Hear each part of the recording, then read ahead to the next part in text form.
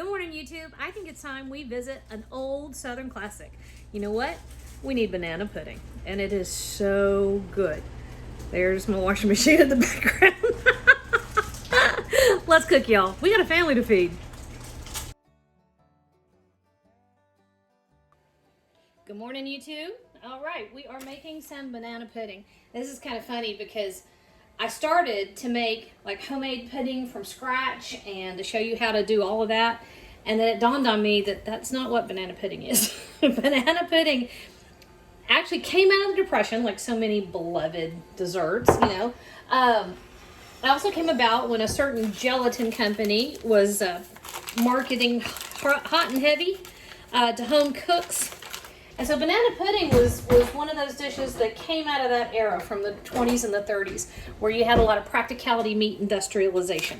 And so in that spirit, I'm making banana pudding the way my grandmother made it. So the 5-ounce packages of vanilla pudding. You can use the instant kind if you want. I have to say, there's something like extra artificial about it. It's awful artificial everything anyway. But the one that is not the instant kind, I think is a little less artificially tasting. All right, so I've got, normally you would make it, if you're following the package directions, you would use 6 cups of milk. Y'all think it's time I bought a new whisk? I've got 4 cups of milk. And then a couple other things that I'm going to add to this. Ricky is trying to call me at the moment. I will call him back. All right, so 4 cups of milk, 2 packets of the vanilla pudding. Then we're going to add a can of condensed milk. La la. We're also going to add condensed milk. Is in a lot of Southern dishes because it was a way to use dairy without stuff spoiling in the summer heat. That's why key lime pie has to be made with condensed milk. Otherwise, it's just not right. All right, and 8 ounces of sour cream. Whoop! Lord, that made me think of Dexter and his search for perfect key lime pie. Say what you will about the ending, that show was great for a long, long time. All right, so this is it. We're whisking all this together.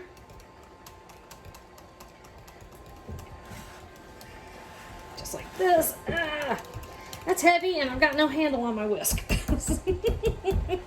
Where is my other one? I do have another whisk somewhere. This is helpful. I've got 1/2 of a beater and missing whisks. Okay, great. So this is one of those things where I'm going to tell you to do what I say and not as I do. You really want to whisk that up really well because you're going to have lots of little tiny flecks of sour cream. In my house, we don't care. Most of the time, if I'm making a dessert, I have to beat the kids off with a stick anyway. They don't care if everything's been nicely whisked and smooth. Whisk yours. All right. There's the lumpy bits I told you about. And if the kids are going to worry about that, they shouldn't be taking my whisks out into the yard for science projects. I don't know for sure, but that's what's happened with this one. But that's what happens with the vast majority of my cooking utensils. All right, y'all. I got a whole bunch of bananas. I've got a casserole dish. Now, you can get real fancy and use parfait dishes. I have a beautiful crystal, actually it's a crystal Tiffany bowl. I have a beautiful bowl that if you want to take the time and make all your layers, then that's perfect. That's not the way we did it. This is what I think of as church social. So we're doing ours church social style. And I've lost my wafers. Hang on a second, let me go find them. Banana pudding is one of those comfort food things you find all over the South. And to me, of course, memories are just full of food. And food is evocative of the time and place and location. And so one of the reasons why I don't make this with homemade pudding for you all is because for me, banana pudding really happened at church supper, you know, which if you're in the most of the South, that's Wednesday night. And we would go, and often they had dessert night or something like that. Somebody will have brought banana pudding, and it was always done like this. It was in a casserole dish. And so, to me, the most perfect iteration is not the one that is the most complex or the most decorative. It's the one that's the most evocative, and that's what this is for me. All right, I happen to have a pot of black beans back here. We're gonna make a stew here in a little bit. That needs some attention, so I'm gonna push pause on this for a second, and I'll be right back. All right, black beans diverted, whatever. All right, so here's all my bananas. I just cut them up into slices, okay? And if you want to, you can lay them all out right there. I don't want to. One of the problems you do have to watch out for when you're doing banana pudding, though, is that your bananas will turn brown and funky real fast. So you need to do a couple things. You need to either get them covered with pudding or stir it into the pudding, just like this.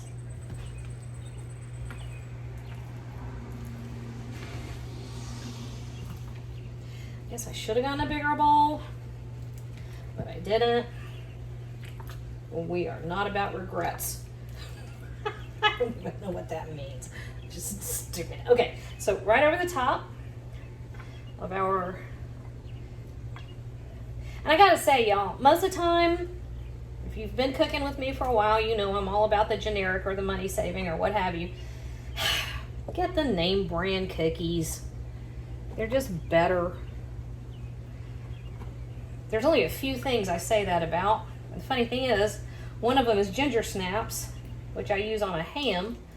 And one of them is graham crackers, s'mores, of course, and pie crusts. And the other one is cookies that go in banana pudding. All right.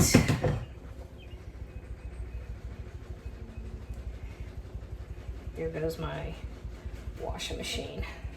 Mark, that always makes me think of you when I hear the washing machine in the background of the videos. Just letting you know. Mark has been with me for a long time, haven't you? Okay, so whatever you're not sticking in your mouth, you're going to wash off your hands. Rest of the cookies. Just whatever you like to do. Y'all know me, I'm not much of a decorator.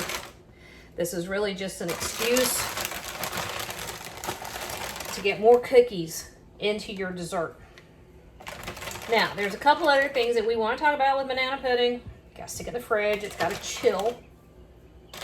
That's important. Sometimes if you, well, not if you've used packaged pudding so much, but if you've had a homemade pudding, like twinsies, if you've had a homemade pudding and you let it come down to room temperature, sometimes it will, sometimes it'll separate and weep, and that's no fun. And then any of your bananas that happen to be not well covered will turn dark colors, also no fun. That's just gross. So the best thing to do with banana pudding is chill it real well and eat it right away. I mean, technically, it'll last, technically. Although, I gotta say, look, I have that one little spot. Here, just scooch everybody over. Okay, so the rest of my cookies, I got Levi to beat them up for me.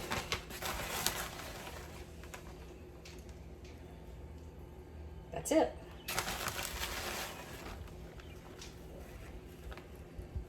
That's it. And now, those little cookies that are left in your package, which I have 4, I think.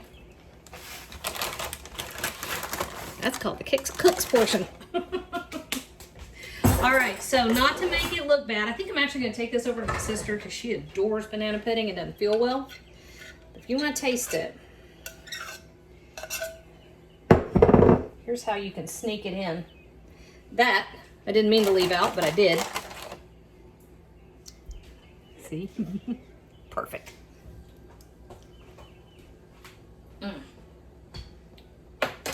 Dude, y'all need to make that right there.